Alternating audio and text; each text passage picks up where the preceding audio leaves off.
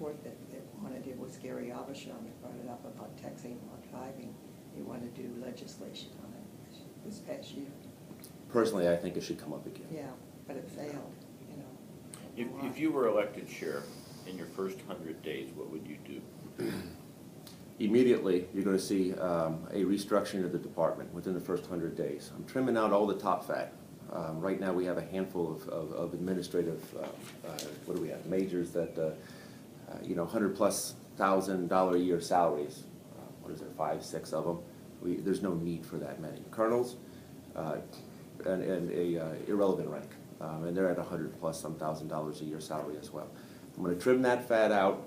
We're going to remove all of the sworn officers that are currently filling administrative positions, such as the public information officers, certain evidence technicians, supply personnel, desk sergeants that sit in communications. I mean, the list goes on.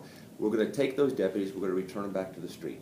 We're going to realize the savings that were from the eliminated upper administrative salaries, and we're going to use that to put more deputies on the street. Remember, it's my goal to put people into your neighborhoods in order to make them safer without costing taxpayers more money. And that's one of the ways that we're going to achieve that. Secondly, we're going to institute a, well, let me back up, let me predicate the statement. I've been through, over the past 2.5 years, all 3,600 and some odd line numbers of the Sheriff's Office, examining each and every piece of each and every line item budget, so that we were able to address the issues and see where wasteful spending had occurred at. I took all 1,600 heartbeats of the Lee County Sheriff's Office, every man and woman that works for them, and I developed a standardized pay scale, if you will, where we can project limitless budget proposals or state of the budget articles from now into infinity based off of this scale. We'll always know where the salaries are going to lie. And so by able to affecting that, now we're able to start to realize huge savings from both manpower issues, from operational expenses, from purchases that don't need to be acquired. That translates to greater savings for Lee County. We're solid in that immediately, even on the budget that the sheriff is currently submitted, that we're able to reduce that by an additional $3 million upon taking office without affecting anybody's pay that works for the sheriff's office, and at the same time being able to put more deputies on the street. We want safer neighborhoods, Mr. Everly. That is my ultimate goal here. I spoke earlier about the construction of kingdoms. I'm going to deconstruct those kingdoms. In other words, I want one-stop shops for all victims in Lee County. I'm going to remove, by doing that, a lot of redundancy and duplication of effort within the sheriff's office. Those are two siphons of both effort and taxpayer money that, if we eliminate those siphons, will again be a savings to our taxpayers. We'll see more efficient law enforcement. We'll see quicker response times, and ultimately, we'll see safer neighborhoods. Your biggest challenge is you're running against a very popular sheriff that's well-funded. Correct. Realistically, how do you really believe you can win this race, especially as an independent? I don't believe that money is truly an indicative or an indicator of the will or the spirit of Lee County. In the Republican primary, we see a vastly popular sheriff. There's no question about it. He's very good at catering to his target group. What is it, 11 to 20% of Republicans turn out in the primary. And this is a non-presidential primary, the first that we've seen in Lee County. I'm going to be watching this one with a lot of interest.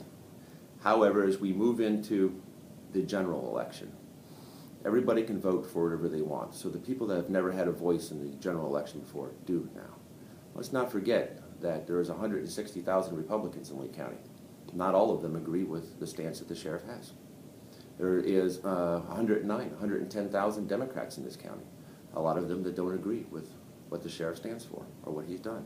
And let's not forget the 90,000 plus independents or no party affiliates that will have the opportunity to vote as well. I feel very strongly that law enforcement should not be influenced by party politics. that it should be non-party affiliated, much as judicial candidates are in some of the other constitutional offices, and that everybody in Lee County should have an opportunity to vote for the sheriff. In other words, you won't ask me or see me knocking on your door asking a silly question, not that it happens now, but are you a Democrat or are you a Republican if I'm going to give you service? Are you a $500 campaign donor or not? I'm going to cater to you. No, all of this is over with. Right now, the minute we take office, everybody will get the accurate and same level of law enforcement service, regardless if you are a millionaire or if you are poor and destitute. If you're black, white, Hispanic, purple, or plaid, it doesn't matter to me. Everybody will be treated fairly. Everybody will be treated equally. But to get that message out, you either have to go on television or run ads in the newspaper, and you don't have money for that. So how are you knocking on everybody's door telling them that? I mean, realistically, you may have the greatest ideas in the world, but if only a handful of people are hearing them, you're not going to win the election. Oh, you're very right. And we're still early in the election. I still have a lot of strategy, and you'll see how I do it. Give me time. You'll see. Do you see the sheriff's position as an elected or appointed one? Elected.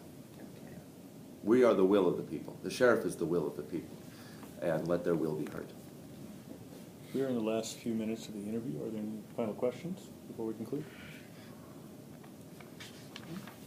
Well, are there any final statements that you might have? I would.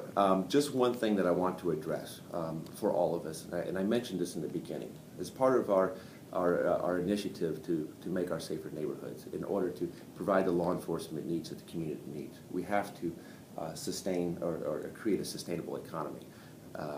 Yeah, gas prices are starting to go down. The market is slowly starting to go up. Right? But we saw right now, all government is struggling with the housing and the credit card crash that we had, the credit crash, a couple of years ago.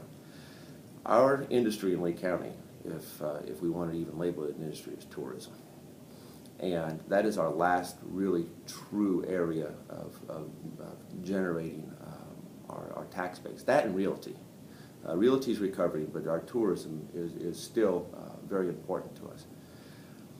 With the headlines that I've been reading lately, with the murders, with the violent crime, with the robberies that are up, I do not see this as a national and internationally marketable tourism destination at this moment.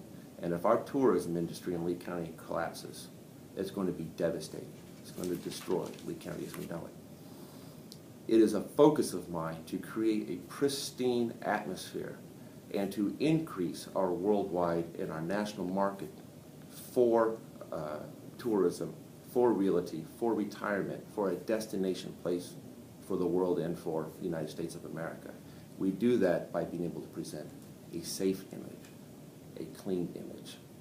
And the only way we do that is by interrupting and stopping the crime as we see it. All of that is based on, as Mr. Everly pointed out, the drug trade. That's it, sir. Thank you very much. Thank you so much for your time. Yes, sir.